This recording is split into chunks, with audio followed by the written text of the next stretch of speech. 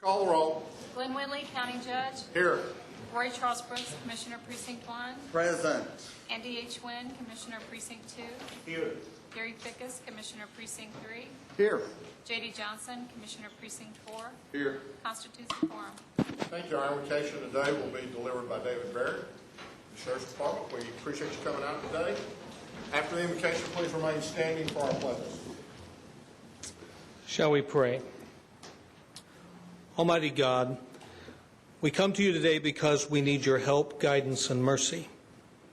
We live in a world that we often don't understand and face challenges that are greater than we can meet on our own. So we beseech your divine aid and wisdom that we may do not only well, but excellently. Not only our best, but by working together with you and each other, exceedingly better than any one of us can do on our own. We also pause to pray for those so tragically affected by the shooting in Aurora, Colorado. Be with the souls of those who were killed. Touch those who are wounded, whether it be physical or emotional wounds they are dealing with. Bring peace to the families involved and give wisdom to the officials who are dealing with the aftermath of this horrific event. May they and all of us be guided by your loving hand today and always. We ask this all in your name. Amen. I pledge allegiance to the flag of the United States of America and to the republic for which it stands, one nation, under God, indivisible, with liberty and justice for all. Honor the Texas flag. I pledge allegiance to thee, Texas, one state, under God, one and indivisible.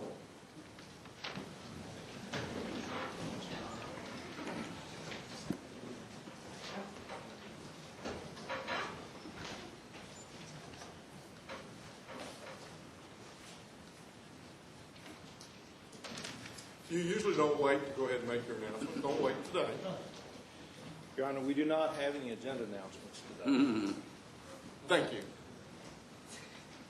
Court members, you have before you the minutes of our regular meeting of July the 10th. Move approval. Second. We have a motion and a second. Any discussion? Please vote. Motion passes unanimously. We have a couple of certificates of appreciation and proclamations today. The first is a certificate of appreciation for Steve Graham. Steve, here, come on forward. Steve has served for, I guess, a little over 4 years now on our Civil Service Commission for the Sheriff's Department. I believe it was the Sheriff's Department. That is correct. I want to be sure. It's I good get them mixed belief. up sometimes. And what certificate of appreciation presented to Steve Graham in appreciation for your dedication and leadership and service to the community as a member of the Tarrant County Sheriff's Department Civil Service Commission 2008 through 2012. I'll move its approval. Second. A motion is second. Please vote. Motion passes unanimously. No argument? No argument. Steve, we appreciate very much your service. This is not a paying job, but it takes a great deal of time, and it's a very important job because it affects people's lives, and we appreciate very much your dedication to that and time that you took out of your schedule. Thank you very much.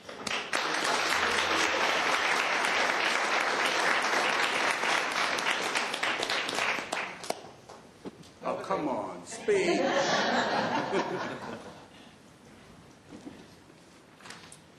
Next is a proclamation for the Tarrant Area Food Bank, and I believe we have Christy Gibson here. Christy, why don't you come forward?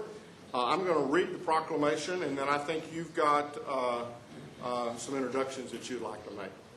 Whereas each morning in Tarrant County area, more than 312,000 people, including about 122,000 children, wake up not knowing if they will have enough food to eat that day.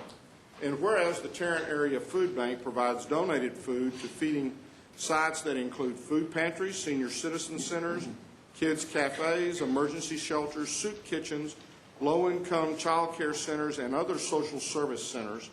And whereas every month, partner charities distribute more than 1.5 million meals to individuals and families in the form of groceries or prepared meals with food provided by the Tarrant Area Food Bank. And whereas on July the 27th, 2012, Tarrant County is asking employees throughout the county to fight hunger by donating their lunch money to the Tarrant Area Food Bank. And whereas each dollar Tarrant County employees donate will allow the Tarrant Area Food Bank to distribute food for 3 meals to our neighbors in need. Now therefore be it resolved that we, the Commissioners Court of Tarrant County, do hereby proclaim Friday, July the 27th, as Let's Not Do Lunch Day in Tarrant County. And it won't hurt several of us not to do lunch. True that. In witness whereof we've heretofore set our hands and caused the seal of Tarrant County to be affixed this 24th day of July 2012. Move its approval. Second. A motion is second. Please vote. Motion passes unanimously. And Christy, I'll come and present this, and then I'm going to allow you to make a couple of introductions.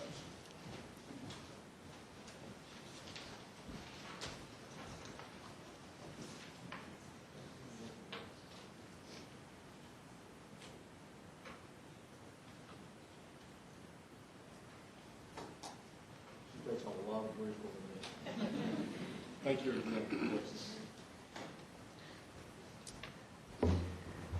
I'm grateful for the opportunity this morning to say thank you to Tarrant County for all your years of support of Tarrant Area Food Bank. We are truly honored that the county chooses to support the food bank and our hunger relief efforts, and each and every year the county is one of our largest food and fund drives of the whole year. And you help us feed literally thousands of people in our community, and we are so very grateful. And today I'm also honored to introduce to you Will Larcy, who has been a supporter of the food bank for 2 years now. He started when he was 7 years old and decided one day that he would like to help hungry people, and found his way to the food bank and decided that he would not only help on an individual basis, but he would get his friends involved as well. And so he formed a group called Friends Reaching Our Goals, which is FROGS for short. And he, over the last 2 years, has led that group in raising over $20,000 for the food bank, as well as many, many pounds of food. And his enthusiasm is contagious, and so I'm glad for you to get to hear from him this morning. Will, come on forward. There you go. He's got him a little step there. He's good at this. Okay, there you go. Good morning, Commissioners Court. Good morning. Hi, my name is Will Larcy. I'm 9 and a half years old, and I go to Tanglewood Elementary School in Fort Worth, Texas. Here's my story. 3 years ago, on the way home from one of my baseball games, I saw a man on a street corner with a sign that said, "Need a meal." Seeing that man opened my eyes to the fact that there are hungry people right here in our community that need our help. After seeing the man that day, I decided to be a doer, not a watcher. All right. So I organized a group of friends called FROGS, or Friends Reaching Our Goals. Over the past 2 years, we have held lemonade stands, hosted event fundraisers, and partnered with local businesses to fight to help the hungry. Most importantly, we have spread awareness to the hungry in our area and provided over 60,000 meals. One event we participated in was helping give meals to people in from the mobile food pantry. That event showed me how important our fight to end hunger really is. It showed me that hunger is not only an adult problem, but it affects kids, teenagers, senior citizens, and even little babies. Hunger affects everyone. My team will continue to work to end hunger in our community, and I encourage everyone in here to join our team, support the Tarrant Area Food Bank, and be doers, not watchers. Thank you for your time, and remember, no matter how tall or small you are, you can make a big difference. Thank you.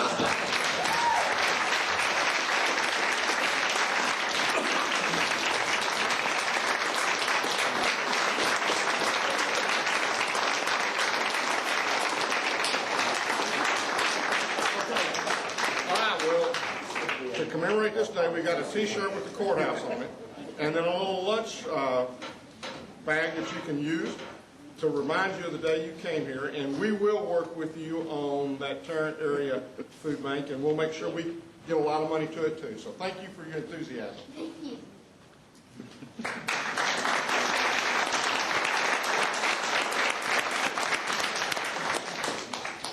I'd like to ask Will or someone to come.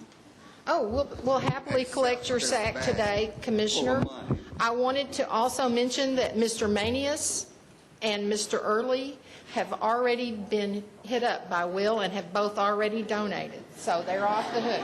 Well, I would, before we get too further, I would like to also introduce, Will, why don't you stand up here and introduce your parents?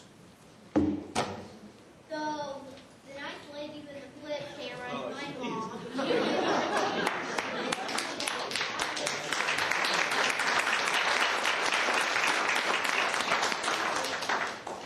Judge, I have one more announcement.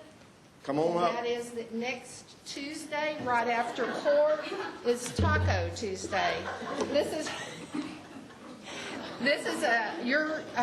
The administrator's office and the auditor's office are going to be doing tacos in the 504C. We hope Where we everyone. always have refreshments for the...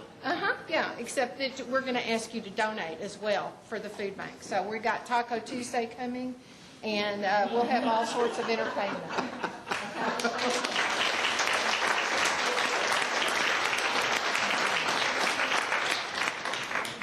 All right, and who's collecting the, Oh, I'll take money anytime, you know that. But your staffs are also Hang on. doing this, they're going to be, okay, are also going to be doing this on Friday, because several of them are. I'll give it to you later. Yeah, your staff's already.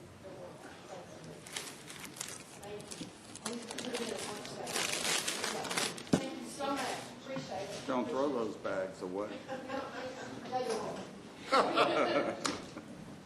again, we would encourage everyone to participate. We are big supporters of the Tarrant Area Food Bank. It is a great organization. I know our church has at least once a month on Friday, we have 18-wheelers pull up, and we're feeding folks out of the back of the 18-wheelers. And it's amazing.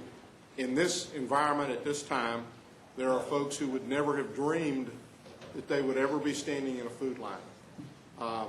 And it's very difficult for many of them, but it's very necessary. So it's an unfortunate time, but those of us who are more fortunate, I hope, will make every effort that they can to support this and to get your bag and to put your lunch money in there. So again, I want to thank everybody, and what a ball of energy. Good. Those parents, they're going to have their hands full, I'm going to tell you. This is probably a tortured segue, but speaking of your church, congratulations to your pastor, Reverend Mike McKee, who has been with us many times. And will be with us on August the 7th. Who was just elected bishop of the United Methodist Church. Yeah, and I'll kind of elaborate more on this when he comes for our prayer on August the 7th. But in all of the history of the Central Texas Conference, we've never elected a bishop out of this conference. And so Mike is our Bishop McKee. Bishop. There could not be, in my opinion, a better person to fill that first spot. He is. We went up there for the service on Saturday, and it was very moving. It's great because I think he will represent the church very well, but it's also very sad because we lost our minister on Saturday. But he will be here to pray for us on August the 7th, and I'm looking forward to it. So, again, thank you for bringing that up. Court members, you have before you the consent agenda. Approval. Second. We have a motion and a second. Any discussion? Please vote. Motion passes unanimously. Mr. Manius. Your Honor, members of the court, I'm just glad that Will has left the courtroom because that is a hard act to follow. He not only did that great, Judge, he didn't even use a teleprompter or anything to get this done. No, he did. And he had most of it memorized. Yes, he did. He may be interested in your job. That's why I said I'm glad he left the courtroom. Oh, gosh. Members of the court, we have 5 additional items to bring to you this morning. Under item 1, we're requesting that the court adopt an order authorizing the issuance of Tarrant County Hospital District Senior Lien Refunding Revenue Bond Series 2012. The preparation of all financing documents, prescribing the terms and conditions there, delegating matters relating to the sale and issuance of said bonds to authorized district and county officials, and make other provisions regarding such bonds and matters incidental thereto. If I might explain this a little bit, this particular action is a little bit different than what we've done on bond issues before. First of all, the hospital district is going to want to issue up to $28.5 million in bonds. And these are refunding bonds, and we believe that through this action, the hospital district will be able to save somewhere between $7.2 and $7.6 million just because over the 15-year period. Yes. This is a delegated sale in which we are authorizing the county judge to basically look at the numbers whenever we put them together, because we're timing the market on this to get the best deal that we can, and then to execute those documents with the authority of the Commissioner's Court. Now, once the judge does that, and there are parameters within the order on which the judge can operate, and it's only for a 6-month period, we will then bring the pricing certificate back to you to receive and file. This will basically close the loop on this process. It'll provide all the documentation in our files and in the clerk's files of not only this order, but the pricing certificate piece of it also, which would complete that package. So what we're requesting today is for the Commissioner's Court to adopt this order. So moved. Second. We have a motion and a second. Any discussion? Please vote. Motion passes unanimously. Members of the Court, if we could go to item number 2, we're requesting that the Court approve a resolution which adopts a tax-exempt loan to be made by the Hackberry Cultural Education Facilities Finance Corp. To Texas Wesleyan University in order for the university to refinance previously issued bonds in an amount not to exceed $12.4 million. Just very briefly, these are refinance bonds for Texas Wesleyan. The reason that we're bringing them to you is because the money is going to be spent in Tarrant County. Therefore, it requires approval of the chief executive of the county. Historically, and as a policy, we ask the Commissioner's Court to authorize the county judge to sign. Move approval. Second. We have a motion and a second. Any discussion? Please vote. Motion passes unanimously. Members of the Court, if we could go to item number 3, we're requesting that the Commissioner's Court concur and approve actions of the Hospital District's Board of Managers, that action being taken on July 12th of this year, to approve the agreement for the purchase and sale of property which is located at the northeast corner of Main and Magnolia, which is also 151 West Magnolia in Fort Worth, Texas. Move approval. Second. We have a motion and a second. Any discussion? Please vote. Motion passes unanimously. We can move to item number 4. Members of the Court, we're requesting that the Court approve an exception to the county's travel policy as it relates to juvenile services. This is a request to approve out-of-state travel that had originally, or that had previously, has previously occurred by Mr. Turner, the Director of Juvenile Services. There was some misunderstanding as far as the need for court approval on this, since all the funds that were used to pay for this were provided by the state of Texas.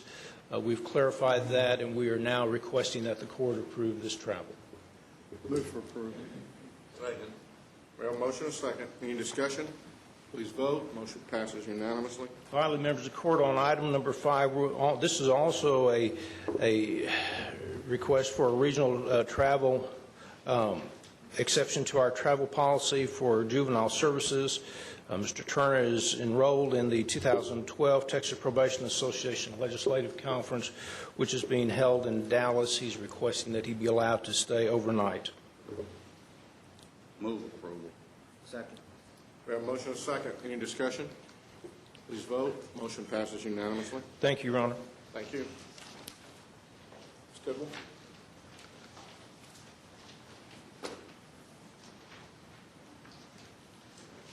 We have 2 items for the court's consideration this morning. The first item is to approve the release of the $38,008,000 of collateral as specified in the court communication. Move approval. Second. We have a motion and a second. Any discussion? Please vote. Motion passes unanimously. And our other item is to ask the Commissioners Court to receive and file the auditor's report for the Tarrant County Clerk Probate Section. And my only comment would be several of our findings actually related to the Odyssey system, which is not unique to the county clerk. It's a system that we purchased that's throughout the county. And there's some fairly significant weaknesses in that system. Whether or not those can be corrected or not, I'm not sure. That will be up to IT and the provider, Tyler Technology. We have no problem with the county clerk's response. They're in agreement with our audit, and the response is attached. But I would point out that we did buy something that does have some fairly serious control issues that, as we move forward and are looking at purchasing future purchases, we need to make sure that we don't replicate or repeat that with this vendor or any other vendor. Move to receive and file. Second. We have a motion and a second. Any discussion? Just that we will put this on our new IT director's list Yes. when he reports for duty. Please vote. Motion passes unanimously. Mr. Brack? Yes, we have 2 subrogation checks for receive for authorization of the auditor to sign and deposit same. The first in the amount of $4,088.98, and the second one in the amount of $5,449.51. Move for approval. Second. We have a motion and a second. Any discussion? Please vote. Motion passes unanimously. Mr. Phillips? Good morning. Good morning. It's requested that Commissioners Court approve a real property lease with Union Pacific Railroad Company for 1.5 acres adjacent to the Tarrant County Cold Springs Jail Building, 1815 Cold Springs Road here in Fort Worth. Move approval. Second. We have a motion and a second. Any discussion? Please vote. Motion passes unanimously. It is requested that Commissioners Court approve a real property lease with Union Pacific Railroad Company for parking spaces related to the Tarrant County Sheriff's Office Labor Detail Program at 1815 Cold Springs Road. Move approval. Second. We have a motion and a second. Any discussion? Please vote. Motion passes unanimously. Thank you. Mr. Flam? Good morning. Good morning. We have 4 items for the court this morning. The first item, we're asking the court to receive and file the personnel agenda. So moved. Second. Mr. Mania. Whose phone was that? Not mine. I don't know, but it's ringing again. Somebody leave a phone underneath it?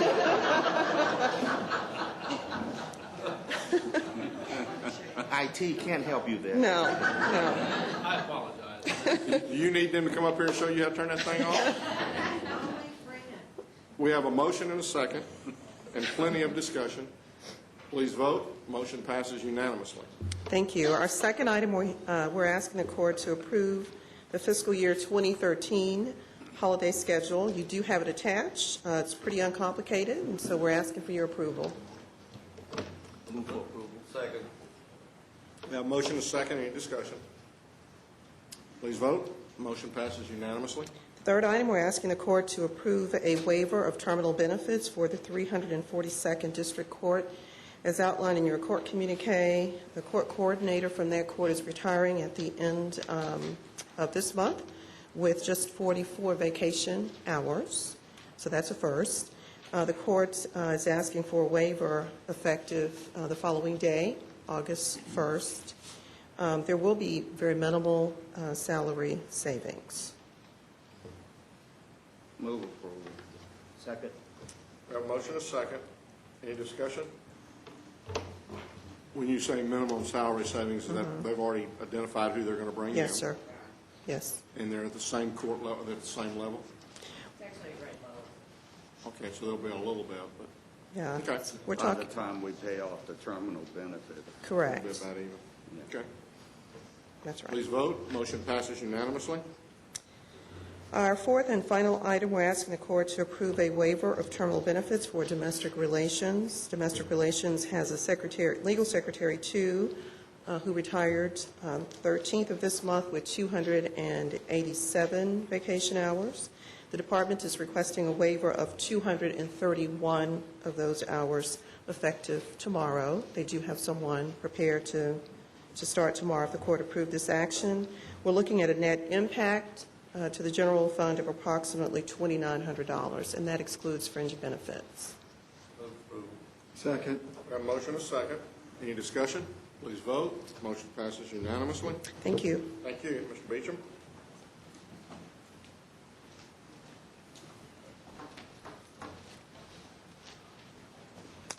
We have 7 items for your consideration this morning. Our first item is a bid award recommendation for RFQ 2012-1112. This is for a clinical consultant for the HIV Quality Management Program. Recommendation would be to award to Positive Outcomes Incorporated in the amount of $20,000. If this is approved, we're seeking contract approval also.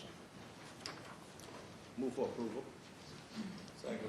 We have a motion and a second. Any discussion? Please vote. Motion passes unanimously. Item number 2 is a bid award recommendation for bid 2012-126. This is an annual contract for our work uniforms. Our recommendation will be toward the primary and secondary vendors meeting all specifications as shown in your court communique on a fixed discount from list price basis. Move approval. Second. We have a motion and a second. Any discussion? Please vote. Motion passes unanimously. Item number 3 is another bid award recommendation for bid 2012-128. This is our annual contract for emergency vehicle equipment and supplies. Our recommendation would be to award to the primary, secondary, and alternate one vendors meeting all specifications as shown in court communique, again on a fixed price discount from the list price. Move approval. Second. We have a motion and a second. Any discussion? Please vote. Motion passes unanimously. Item number 4 is an item in regards to RFQ 2012-119. This is request for qualifications for professional land surveying services. We are seeking approval to conduct negotiations with the 6 vendors as shown in court communique. Bids received from Baird, Hampton & Brown, BDS Technologies, Edwards Surveying, Teague, Allen & Perkins did not include the addendum and should be rejected.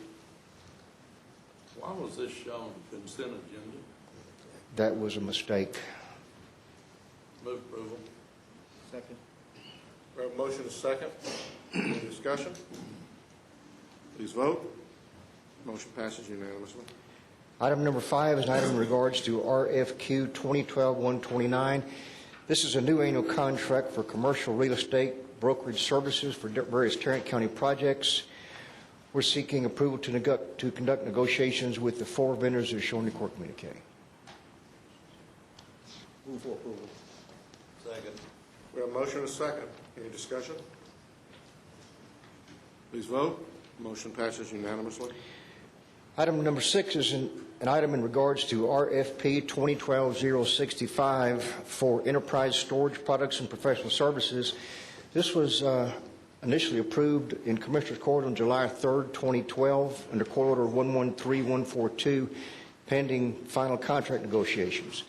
Those negotiations did occur on July 10 with representatives from EMC, the County Administrator's Office, IT, and Purchasing. As a result of those negotiations, we were able to reduce the cost by a total of $305,604. With that in mind, we're seeking contract approval from the EMC Corporation, the amount of $3,347,052. Move for approval. Second. We have a motion and a second. Any discussion? Good negotiator. Thank you, IT. And GK.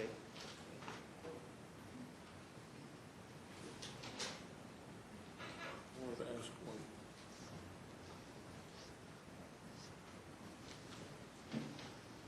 We have 200, I guess the 217 is what we have in the current year budget, and then we'll have, and then the additional funding will be requested in the future years. Remember, this is a lease agreement, and it'll be over a 4-year period. 48 months, yeah, okay. It's a $1 lease. It's a $1.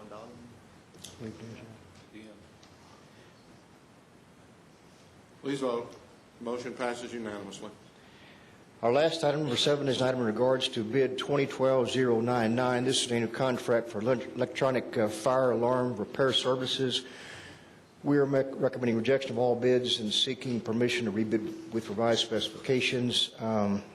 In 10 of the sections in the bid document, we've received 8 no bids, so it's time to put it out again. Move approval.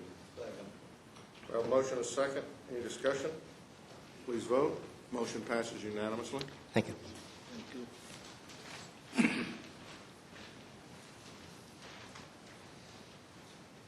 Lamb. Thank you, Judge. I'm here today to request that Commissioners Court approve an interlocal agreement with the City of Euless. It's related to improvements on Ash Lane. It's part of our bond program. We're widening Ash Lane from 2 lanes to 4 lanes between Aransas Drive and Main Street. Move for approval. Second. We have a motion and a second. Any discussion? Please vote. Motion passes unanimously. Thank you. The second item is a request that Commissioners Court approve an order to abandon and relinquish its rights to .2942 acres of land previously dedicated to the public by instrument recorded in volume 7791, page 419 of the deed records of Tarrant County, Texas. This is at the request of a property owner. The property owner dedicated right-of-way for a public road off of Dick Price. The county never accepted that dedication. It's actually a private drive. It's concreted, and the property owner has asked that we abandon that dedication in order to clear up their title. Move for approval. Second. We have a motion and a second. Any discussion? Please vote. Motion passes unanimously.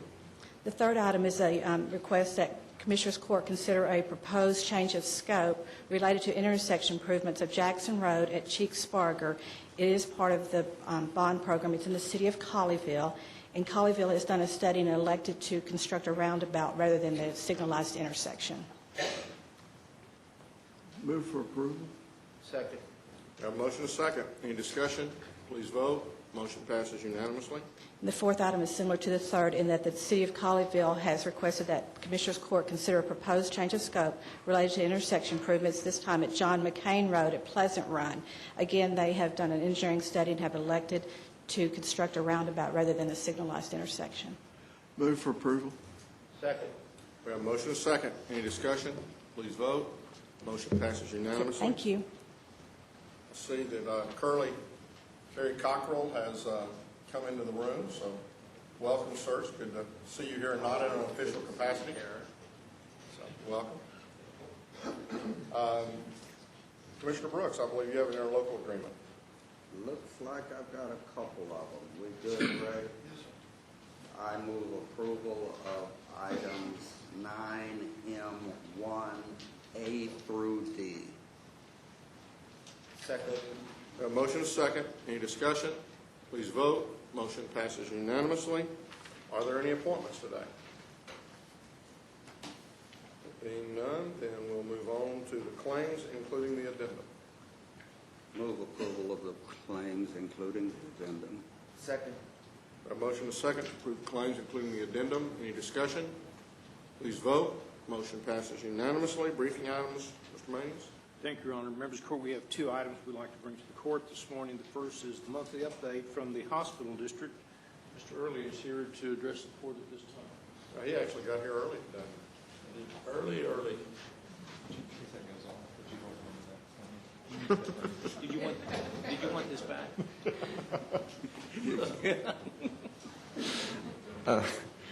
Thank you, Your Honor and Commissioners. Let me give you all an update. I want to publicly thank one of our physicians. I want to thank Dr. John Stella, because Dr. John Stella is the president of our medical staff, and what Dr. Stella has done is brought a significant amount of physicians into our budget process.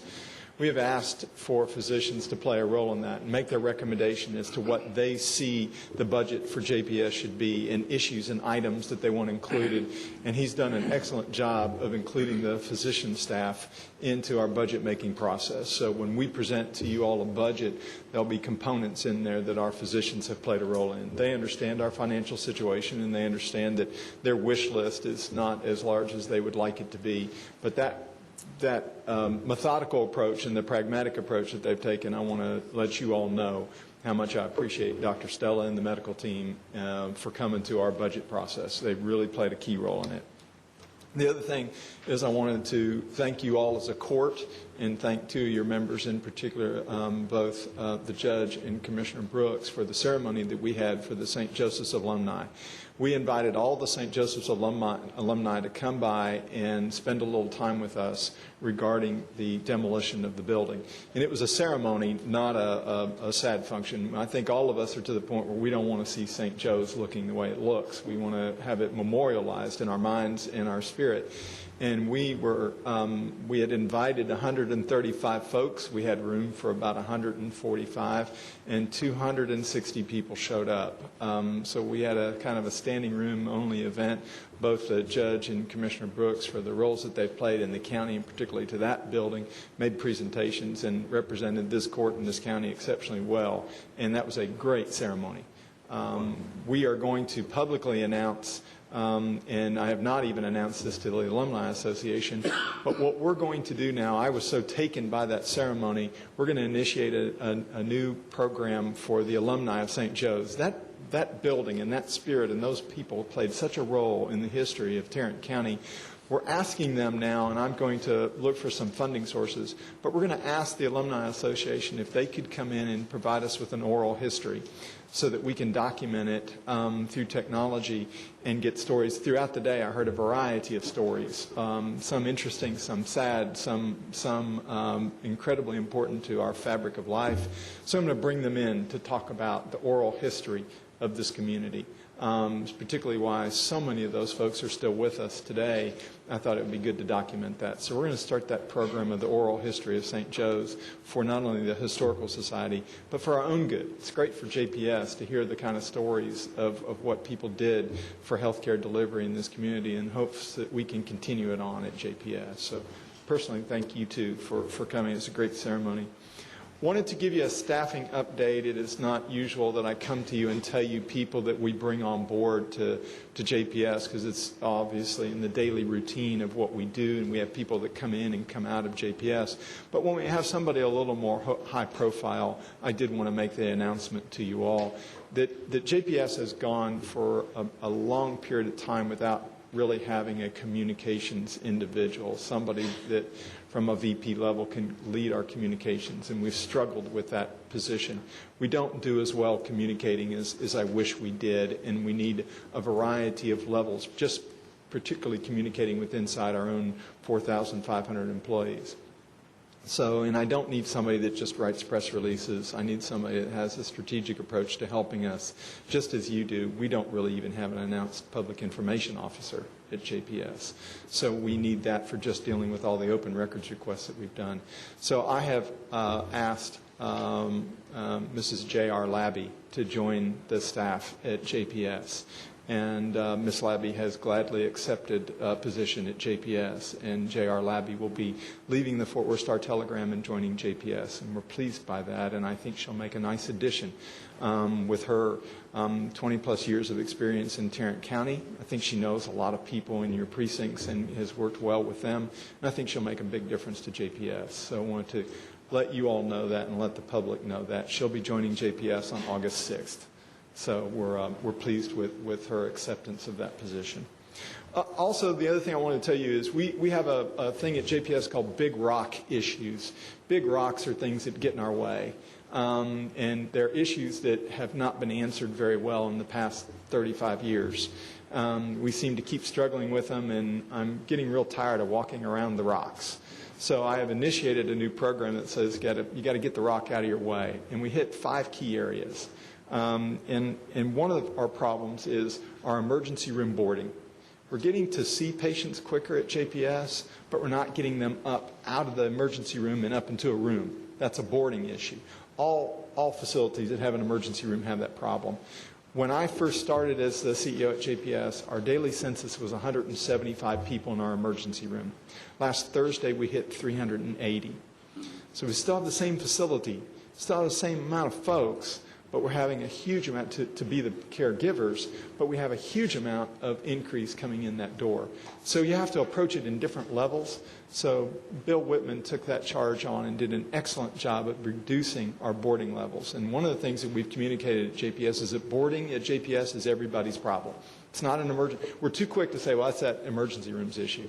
But it's not. It's the environmental services, getting the rooms ready and get them cleaned and get the turnaround. It's nurses, making sure that we do the proper discharge. It's an entire systematic approach. So we've reduced our boarding times. It is a struggle, but we'll continue to work on that. Wanted to let you know that that's one of our big rock issues. The other thing is we as an executive team walk through the facility. We do rounding, and we listen to what our employees say. Our outpatient pharmacy was a real dissatisfier.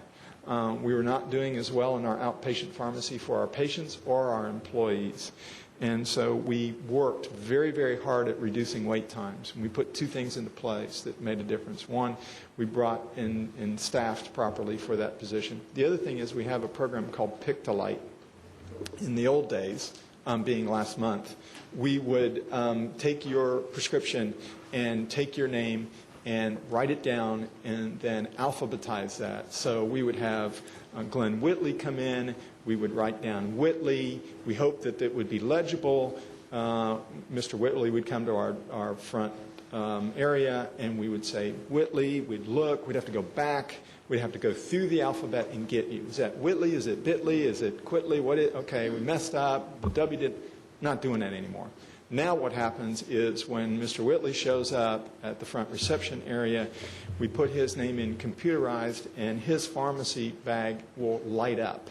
So I don't have to alphabetize anything. So now employees go back and have a bag that's lit. Go to the lit bag, pull it out. So we reduce the number of errors. We reduce spelling, especially when you have as many languages and different names as we have. It's a challenge. So this Pick to Light program has helped a lot.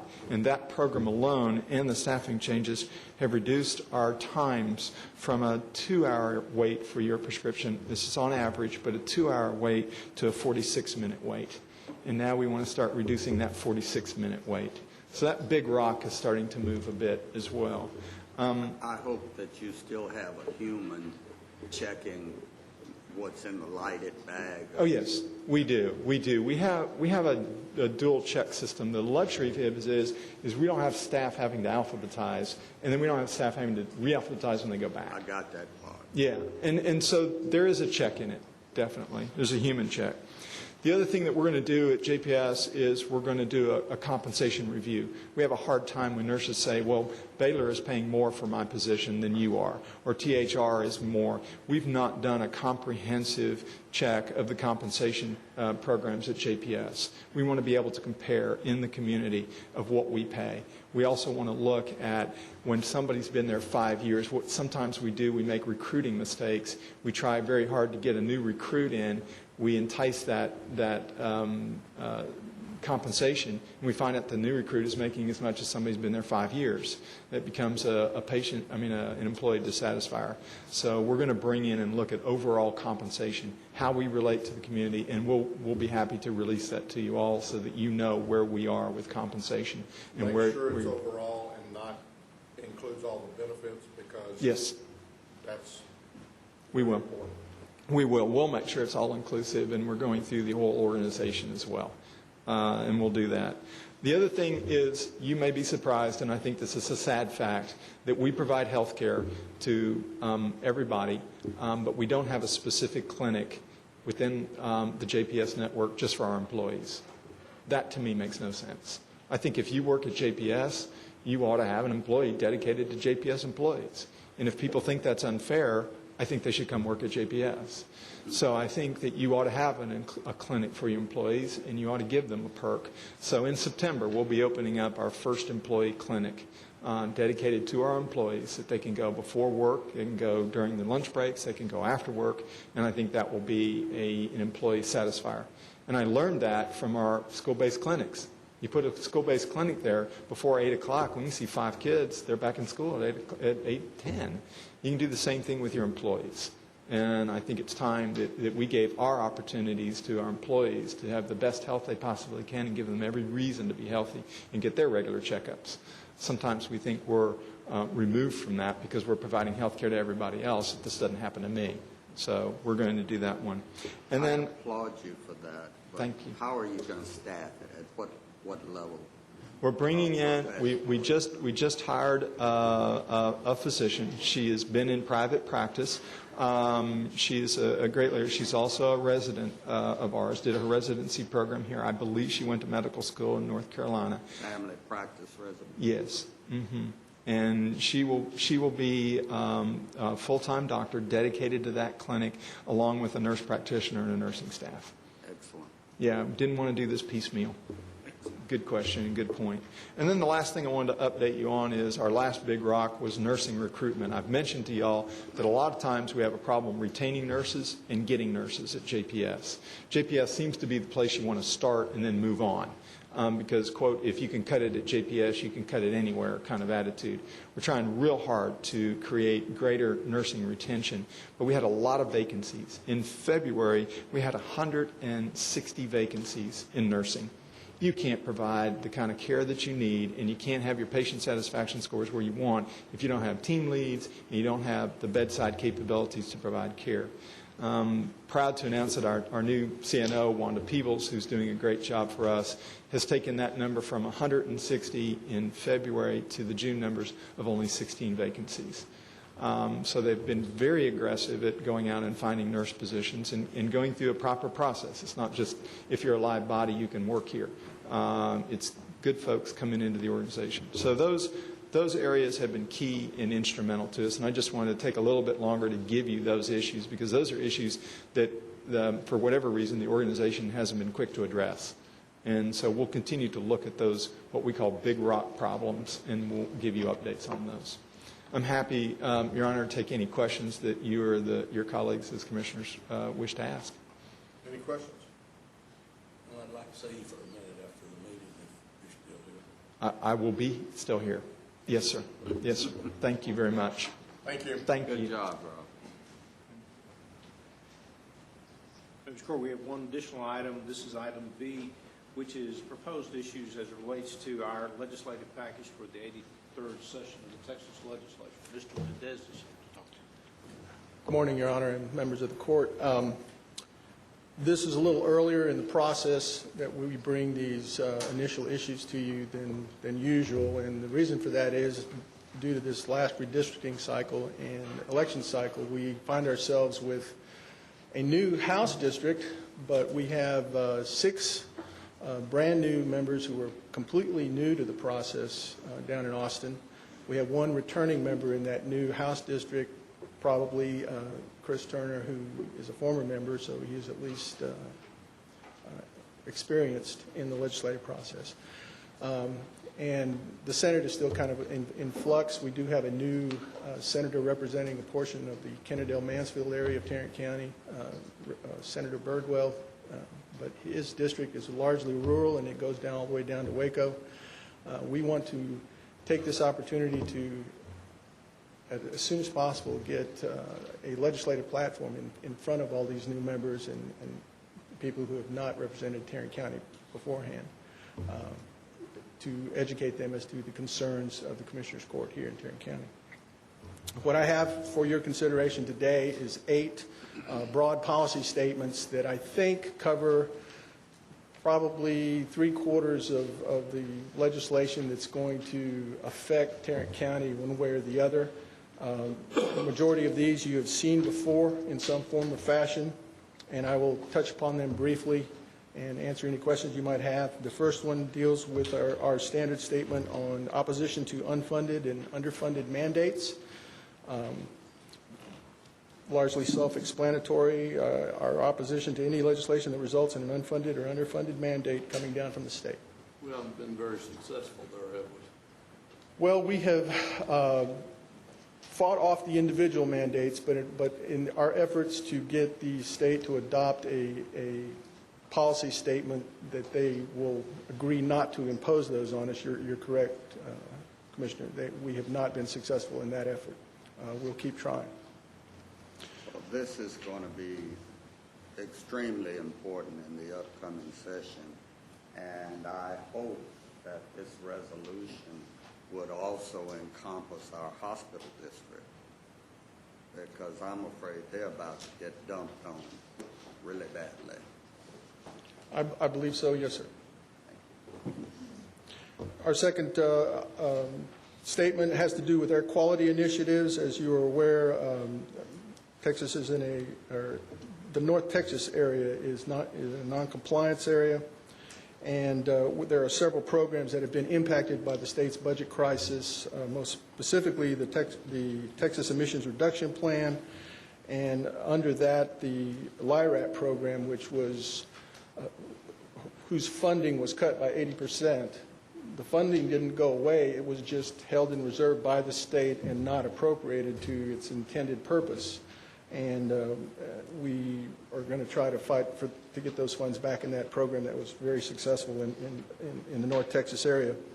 We are advocating also for increased flexibility in the use of grant funds that we do get from the state, maintaining the integrity of the TERP program, and also increasing local authority and input into the planning and enforcement efforts that might result from any new legislation. Next issue is a different slant on a policy statement that we've had in the past on natural gas production in the unincorporated areas. I've styled this as a protection of property rights for the citizens of the unincorporated areas.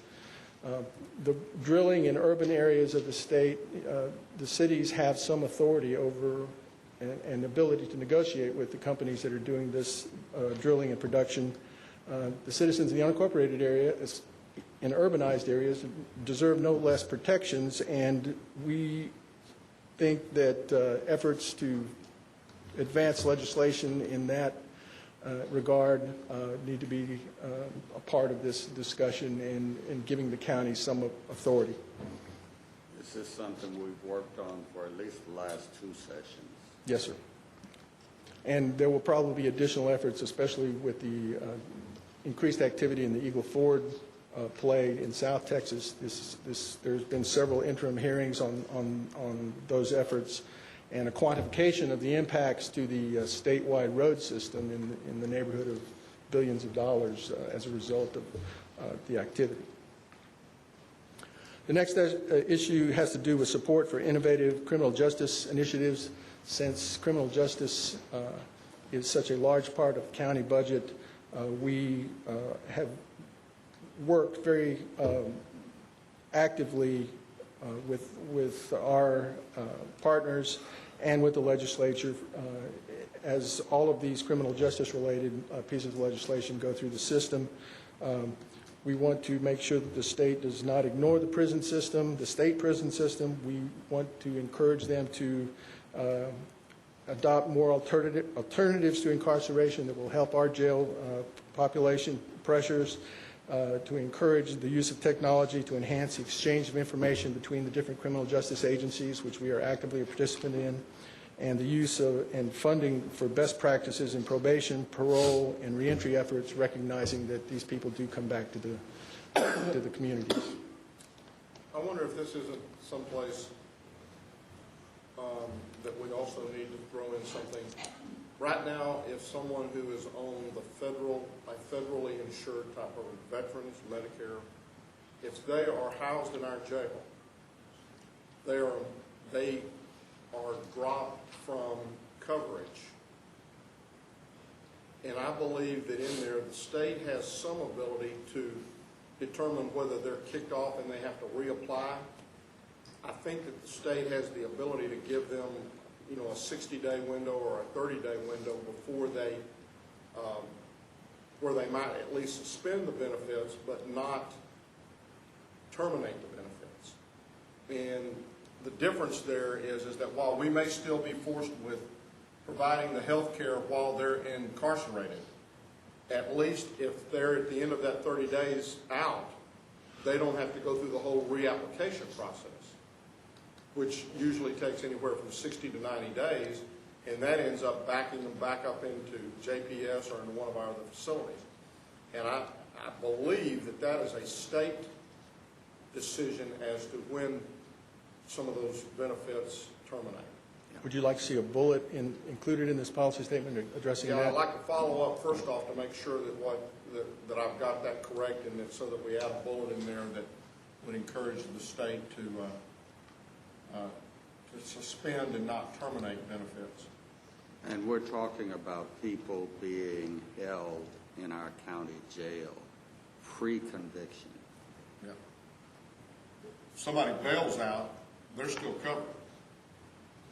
And this is before they've ever been tried, before they've ever been convicted. If they bail out, they keep their coverage with veterans or whatever. If they can't bail out and they stay in our jail, they kick them off the veterans or the program that is provided by the feds, and we end up any having federal benefit they have, whether it be Medicare, Medicaid, SSI, they lose all of that just because they can't bond out. Seems to me to be an equal protection problem. I'll work on that and bring this one back to you. The next issue has to do with military installations and land use. I'm going to take you back to this one. Yes, sir. For just 1 second. The other thing that I think we've got to be very careful of is any change in the law that takes someone who would, and it may be in here, have previously gone to state prison and says now those sentences will be, basically carried out in a county jail. California got into problems with the federal government about the way they were treating the mental health patients, prisoners. And so their response and their reaction to that was, well, okay, we won't keep them in state prison. Now those types of charges, if you're convicted, will be served in the county jail. So all of a sudden they went from the number one as far as the number of prisoners in state prisons to number two, just behind who. And I don't want us to find ourselves back at number two by giving them all to us. That was attempted last session in some legislation which we had to fight on. And so and it goes back to the unfunded mandates, but it also goes back to the fact that they're already, I think the average now is, it's slipped down from what we used to be housing about 240 prisoners a day that belong to the state. I think we're now down to around the 150 mark, and we've got anywhere usually from 5 to 10 that are over the 45 days that is the maximum. You're well aware of this, your days on jail standards. But I think the effort should also be to try to bring that 45-day number down, which probably won't be very successful. Are we getting any payment from the state for those that are over? No, we're not. No, they don't even pay us for the ones when they go over 45. Normally, that's because there's some action by a judge to hold them in our system rather than send them to TDC.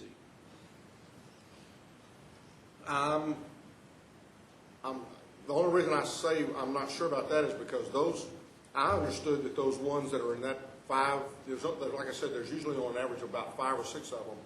And it says on there that they're paper ready, but they've been held over 45 days, which implies to me that I know these other folks may be brought back or they may be being held here, but we just need to kind of follow up on that. But I don't think we're getting. In some instances, those individuals have been convicted and ready to go to TDC, but they still have a pending charge that has not been dismissed. So, Is that the reason they're being retained here? yes, we're still moving. I see Chief Knowles shaking his head over there. Chief? Yes or no? Chief, if you want to Chief answer this shaking it yes or question, no? please do. Shaking it no. The ones that show over 45 days?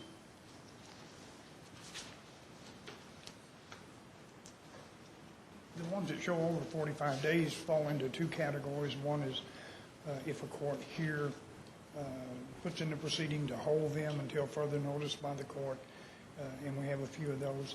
And then there are some that have been given such a short sentence that TDC won't take them because they're processing their paperwork, very similar to the PIA program that we saw in the 90s. So usually the ones that are over 45, they're gonna be out or they're held because the judge is requesting them to be here. Right. Okay, that's what you were saying. I will work on some general language to put into those bullet points, but you will understand that specific pieces of legislation will always come back before the court for. And I guess at the same time, what I would say is that if we're even holding them for 20 or 30 or whatever, the fact that we're not getting paid to hold their prisoners is an unfunded mandate.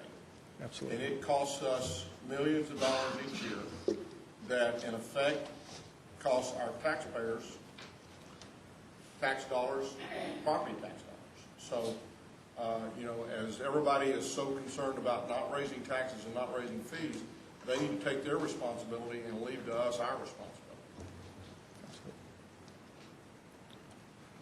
Moving on to the next statement, dealing with military installations and land use compatibility.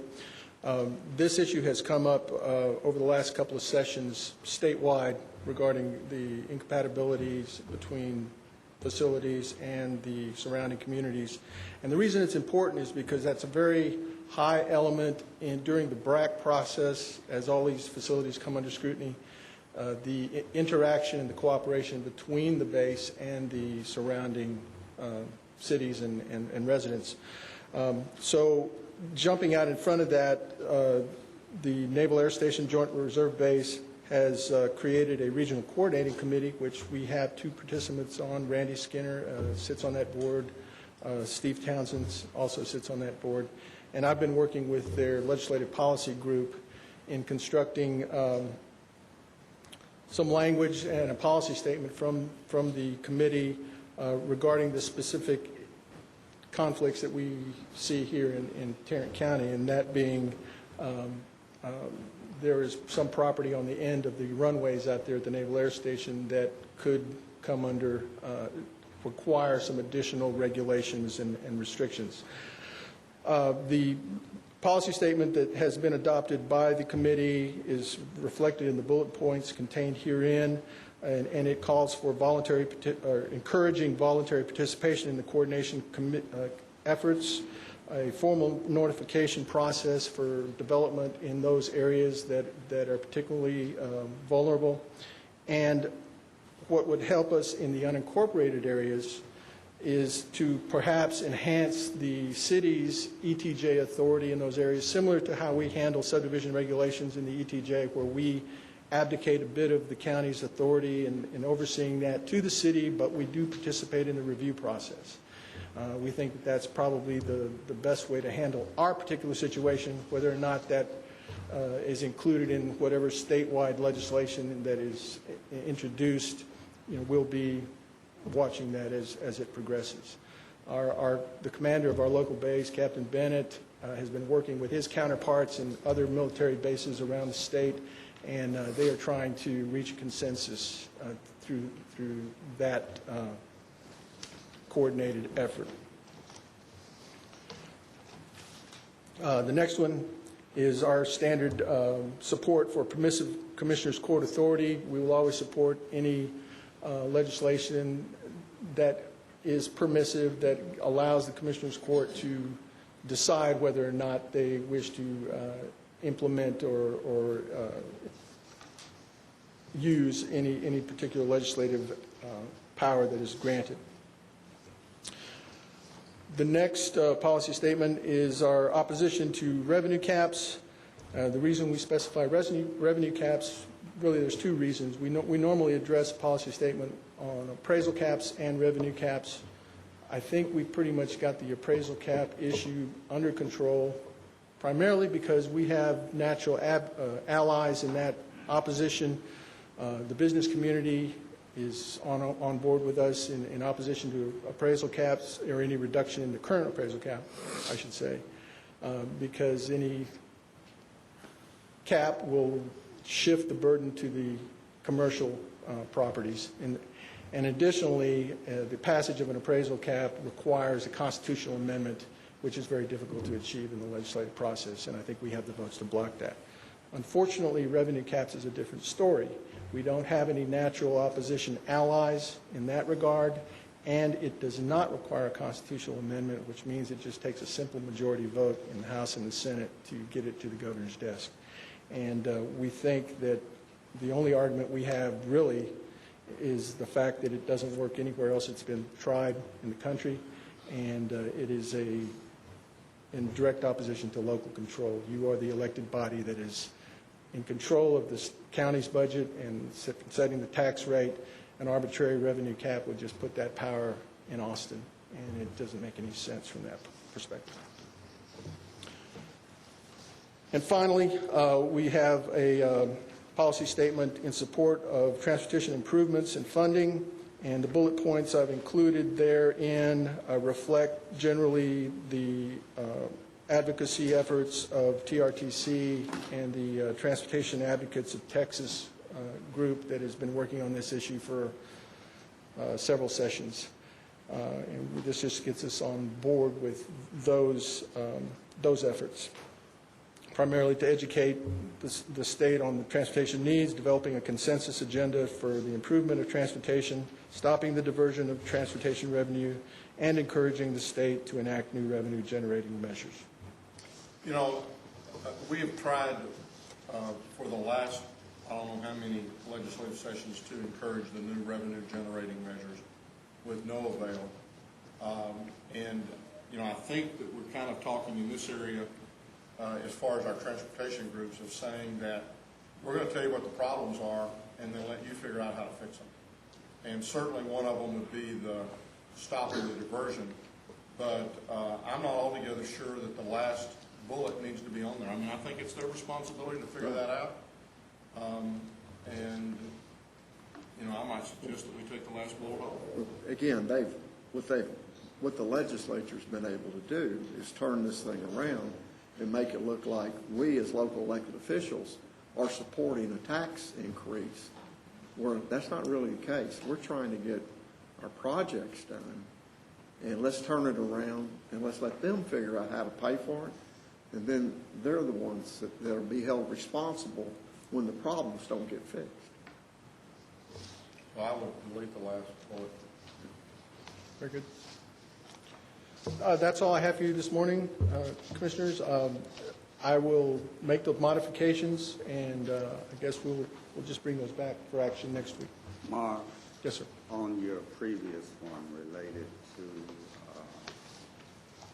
revenue cap, out of an abundance of caution, we may think we've got that other issue put to bed, but I don't trust this legislature to behave in any rational kind of way. I would rather have it in there and not need it, the appraisal cap issue.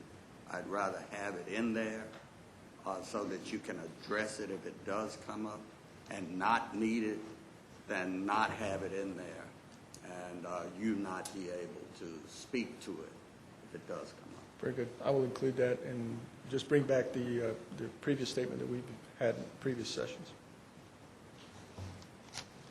Thank you. Just to remind the court, because we do have a new member of the court. Since the time we've done this in the past, it requires a 5-0 vote from the court in order for us to have an official policy statement. So if you have any concerns about that, if you'll contact Mark on any one of these this week, and he'll be more than happy to talk to you about it. That's all we have at this time, Your Honor. Bill, the whole package with one no vote. That will always be the junior of the court. No other business, then we'll recess our open meeting and proceed to close session to discuss items accepted under 551.071, 072, 074, 076, and 087 of the Texas Government Code.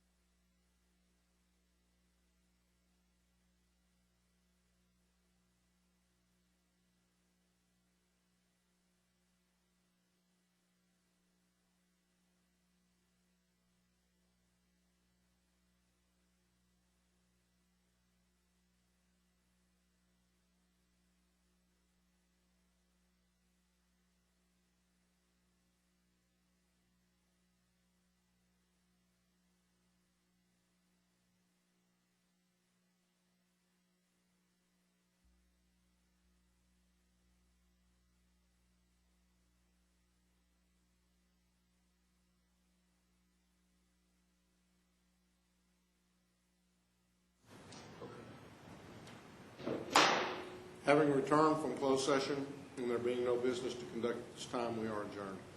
Thank you. Good.